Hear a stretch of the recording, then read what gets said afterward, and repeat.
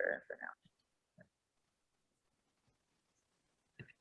All right, everybody, welcome. We have a special guest for you tonight. It's our resident warrior woman in the house. It's Sienna Passo. She is, she's here with us in the fearlessly unstoppable and victorious community to share about her life and what she's up to, because she's doing some amazing stuff right now, y'all. And just before I have Sienna introduce herself, I want to tell you who I am.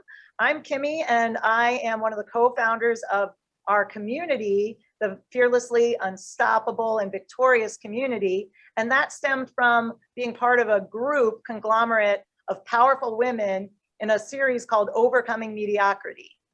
And there's how many books now, Vic? 11? There are 10. 10 currently. The 11th is being written as we speak. Okay. Yeah. There was 11. And so I'm in a version of the Overcoming Mediocrity book, all stories written by women that will inspire you. Check them out. Go to omfearless.com for starters. And there's other places to find more of our literature. But I'm in the Fearless Woman book, and Vicki is in the Unstoppable Women book. Yeah. That's right. And then along with 19 other women. And all the other people in our community are in different versions of the book. All right, so we have somebody fabulous. Sienna, just tell us a little bit about you so that anybody that's watching knows who you are. How old are you? Who are you, and what are you passionate about? Okay. Hi, my name is Sienna Passo. I am 19 years old. I'm from the suburbs of Chicago, and I come from a big Italian family, so family is very important to me. I'm actually the oldest out of 4 kids, so I get to watch over my little siblings. And I've come from, I actually have been bullied, so it's such an honor to be on this Zoom meeting talking about my story and hopefully getting people's attention so that they feel they can reach out and have a role model to look up to or comfortable to talk with about. Thank you. Yeah, and so yeah, she said she's been bullied, and we're going to get into that. And it hasn't totally stopped, right? It's been an experience through your life, and you're still experiencing some now, right? From people in your past. Yes. Yeah, and who she's being in the face of all of that, you all, is remarkable. So, but let me first, so welcome. So what you're doing right now is we'll talk about the bullying, but I want everybody to hear what you're currently up to right now. Tell everybody what your game is right now between now and Thursday. Okay, so I am currently in the Maxim Magazine Cover Girl contest for 2021. I have competed against 12,000 other girls, and I am currently in the final round competing against the final 8, which is huge. And it's such an exciting and humbling and huge experience for me. And I'm just very excited and nervous and everything. All my emotions are all over the place, but I'm just excited to be competing against all these other beautiful women, and it's just a great experience overall. So Thursday, the winner will be finalized at 9 p.m. So we will wish everyone the best of luck and see how this all turns out. And we're with you winning. So when you do win, what are you going to do with your, what does it make available to you in your life and the people in your life? You said your family, everybody else that's important to you. Like, what are you going to do with all your riches and fame? So I actually got into this competition because I have a passion for modeling. I'm currently not signed with any agency, but I do love being in front of the camera and being able to express my emotion in different like cute outfits and everything. And I also got into this competition because there's a prize for $25,000 as well. Now, with that money, I am planning on using that to help out paying with my schooling. Like I said, I am the oldest out of 4 children, so there are 3 others who are going through schooling as well. So I thought it would be great to help out with that. And, my parents have struggled. Like, they had a restaurant, they had to close because of COVID. And I just felt it would be like very helpful to help out Also, I was planning on donating a percentage of the money to Chesko's Heart Foundation, which was founded by a very close family friend, a couple. They lost their son at 1 year old due to a congenital heart defect. So all the proceeds and donations, 100% of it goes to the research and everything to help cure for heart disease. And also, once I win, I would love to use my win to promote on my platform about bullying, being able to like express a little more about my story, hopefully get a lot more of an audience who would like to hear about it. And like I said, have that role model and be able to look up to me. And I would be willing if anyone wanted to reach out and talk about it because I'm very open with that as well. So I would love to be able to promote good out of this win. That's so beautiful. Thank you. And for all of you watching this, yeah, it might be hard to believe that such a powerful, passionate, brilliant young woman, that anybody would want to bully her, but that's been her experience in life. So let's get into that and talk about that. All right, so when did this start? How old were you? So I've been pretty much bullied my whole life, like throughout, as far as it goes to back to elementary school when I was just a kid.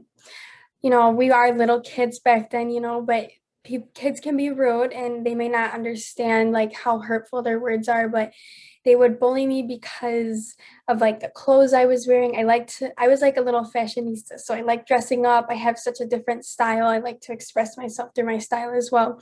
So I would wear like certain clothing items and they would just make comments like, why are you wearing that belt? It's ugly, like just little things, it's hurtful. But I was so little, so it kind of hurt me, but at the same time, it kind of just like brushed off my shoulder because I was so little.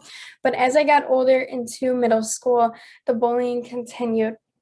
I got bullied I laugh about it now, but for being flat chested and I had no butt. And, it's just the boys, they just like to make comments like that. And the girls weren't very nice either. I joined like the cheer team throughout middle school and they had their own clique and they were the popular girls and I never fit in with them.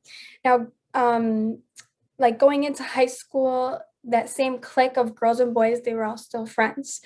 I started dating, this like a stupid middle school, high school relationship. I started dating like the cutest boy in school. And I think that brought on a lot of jealousy as well. And it just kind of went from there. Like we ended up breaking up, but the bullying continued from grades from freshman all the way to senior, which is pretty sad because I felt like I had the whole school against me. Like I would walk into the school as soon as I stepped foot, I felt like it was them all against me. I did have a few friends who I'm still friends with today, so I'm very thankful for that. But I feel like I never got like the full high school experience because I would be walking through the halls or sitting in class or in lunch or in comments, wherever, gym, anywhere, they would all make comments. It was never physical bullying. It was always verbal or cyber. They would take videos of me and send it into group chats and talk about me. And they would send it to me, like of them all making fun of me, or I would walk into the room and they would make comments. Now, the one that was like a pretty big one. I was a freshman and I was at my locker. It was at the end of the day. I was actually coming home, getting ready to come home, and one of the sophomore boys came walking through the hallway with a bunch of his guy friends, and he announced to the whole hallway, he was like, "Hey everyone, did you hear that Sienna Passo is trying to become a model? Isn't that a joke?"